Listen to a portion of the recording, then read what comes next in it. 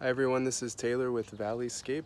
I just wanted to feature a project that we did this week that went really well, and sometimes we get the question, if we come in and redo a sprinkler system, how bad is it going to look and damage our grass?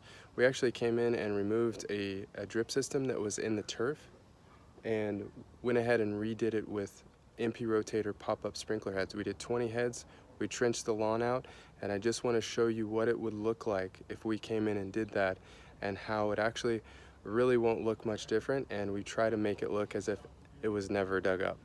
So I'll go ahead and feature that lawn now.